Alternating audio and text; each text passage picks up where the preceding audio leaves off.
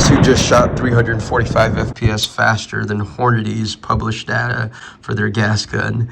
That's just wicked. Tonight I thought I would take you on my journey in reloading the 87 grain absolute hammer bullet for my 6 ARC that has a 24-inch BA barrel with a 1 and 7 twist rate. And if you want to know about that barrel length, for those of you who don't know me, I love speed. And that's what this bullet is designed to do.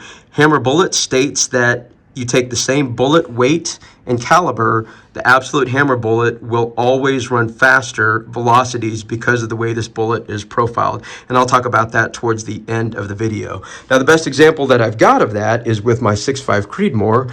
According to Hornady's information, the 95 to 100 grain bullet tops out at 3,200 FPS.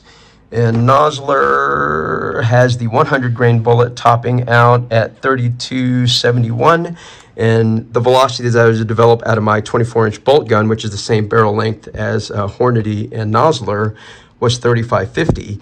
And this is the load development that I used for my prairie dog hunt. So I'm getting 350 FPS faster than Hornady and 280-ish FPS faster than Nosler. Now, I don't expect that out of a gas gun. Actually, I could tell you by experience, I am not gonna get that out of a gas gun. I typically only get 175 to 235 FPS faster, and I'm guessing the same thing with the 87 grain absolute hammer bullets here. But the whole purpose of this video is to help you guys who might be unsure of this and give you a starting place. Hammer bullet states that this is not for the novice reloader. So if you're just starting to reload now, just stop and move on. But if you are a little bit more experienced, you have to be able to read case signs and know what pressure's like. And so pressure in a gas gun, unfortunately, is going to be limited to case information that you're given. So I'm going to show you my load development, and then I'm going to tell you what the case, or show you what the cases look like. And out of a bolt gun, it's all going to be determined on what you're feeling and also what the cases are looking like. But step one, where do you start in reloading the absolute hammer bullet? What I've done is I've published or printed out Hornady's information on their load data here. And I typically avoid powders that are their fastest, meaning CFE and Lever Evolution. I have both of those.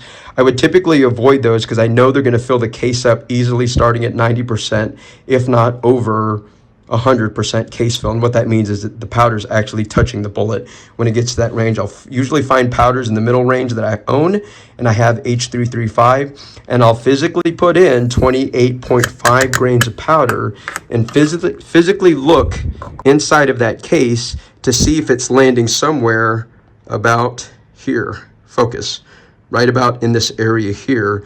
And that to me is what I would call the 80-ish% range here. Because if it starts getting up into that neck, I know the bullet's going to see it at least halfway down into that shoulder. So I need the powder to start somewhere right around where my fingernail is there. All right. That's my safest method, is find published data, start at their hottest charge, and I would start at 28.5 grains, and that's actually what I'm going to do. And I'm going to develop 5 loads at 1 grain increments. So I'm going to make 28.5, 29.5, 30.5, 31.5, and I don't think I'm going to be able to get 32.5 just because of experience. So I'll probably stop at 31.5. If you want another method or a cheat to that, is that Nosler actually prints their case filled percentage, okay?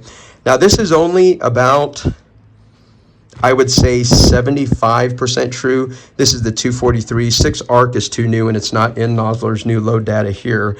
If I was using a Winchester and the 87 grain absolute hammer using IMR 4064, I would load 37 grains, look inside of the case to confirm that it's that range, and then start loading 1 grain increments. So I'd load 37, 38, 39, 40, and 41.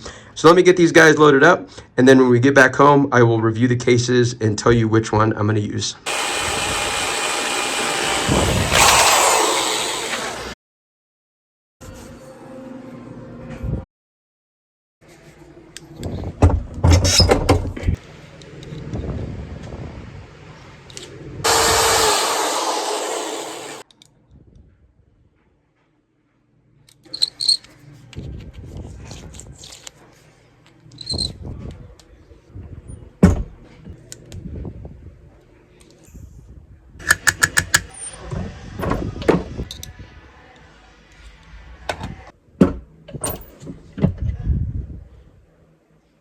87 grain absolute hammer out of my 6 arc field test, and I'll be recording velocities out of my video camera here.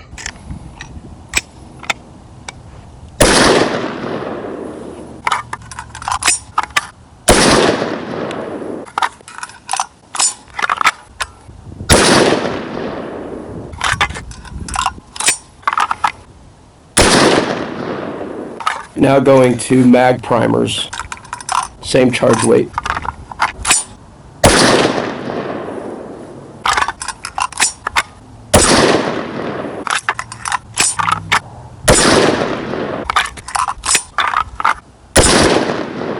$31.94. Guess who just shot 345 FPS faster than Hornady's published data for their gas gun? That's just wicked. What I want to talk about now is the last 2 shots, 30.5 and 31.5, same thing down here, but the difference being between the standard primer and the CCI mag primer here. Looking at these cases, I bet you think these are the mag primers, but these are the standard. First one on the right is the 30.5, and that's the 31.5. 30.5 is what I call oozing outward, reverse flow there, and the 31.5 literally pierced through there, so all the pressure was flowing backwards, which is not good. I don't see any other case indication marks, maybe a slight bit of a kiss right where that 6 is there. But these are the mag primers, and check that out. They're not flat. They're still rounded on the outer diameter.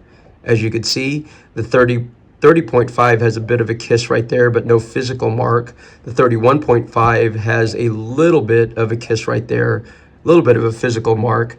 So the last thing I need to do is basically pop out these primers. But what was really interesting about this, there was a question online on whether to use standard primers or mag primers for the absolute hammer bullets. So in this situation, I'm definitely going to use the mag primers. It produced probably 10 FPS faster.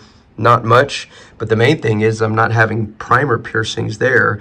So the last thing I need to do is pop out these primers and measure the pockets to make sure that when I seat the next primers, they're not going to fall out, and that will determine whether I can shoot the hottest or if I need to back down.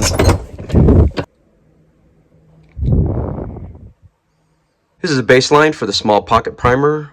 0.166. There is literally no extensive primer pocket stretch at either 30.5 or 31.5 grains of powder, both measuring at 0.166 inches. The last thing that I did was reverse engineer all of my book data into quick load. And the last thing that you have to adjust is what's called the BA factor to make sure that your charge weight and velocities are matching 31.5, 3194. 31.5 grains at 3194 FPS. And the reason that I'm showing you this is this big hairy red number right here. There is no way that a Hornady case can handle 72K of pressure. My experience, even with the high dollar brass, is that they tend to give out right at 70, if not 72.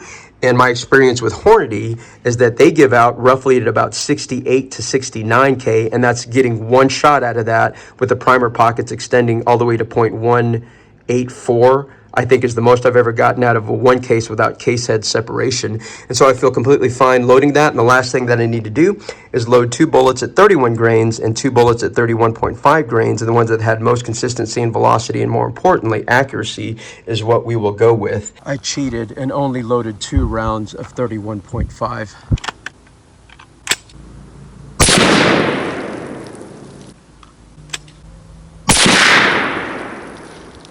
If it's within 1 minute MOA, we're going with it.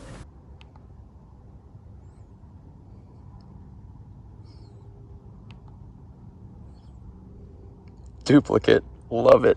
It's not necessarily the best. Looks to be like literally at 1 MOA. I'll get the calipers and measure it uphill. Moment of truth, ignore all these other shots. I was trying to sight in another rifle with my thermal. Oh dang, that's good. We are at points right at 3/4 inch at 100 yards. Ah! And the last thing that I want to talk about is this beautiful bullet itself. If you look very carefully, there is no shoulder at all. The first time that your bullet will come in contact with your lens is that first PDR band right there. So you can't jam this bullet and you don't want to load it long, trust me. You can't jam this bullet. Find a PDR band, and I'm using that second PDR band from the top as my loading length, and we'll get that thing into the field. So I hope this video has helped you guys who are interested in the Absolute Hammer bullet line. If you don't feel comfortable doing what I'm doing, starting at the hottest charge rate, go ahead and drop down a few. And if you don't feel comfortable using 1 grain increments, split that in half. Use half grain increments. Do whatever you feel comfortable to get the velocities you can. And yes, you can shoot 345 FPS faster than published data.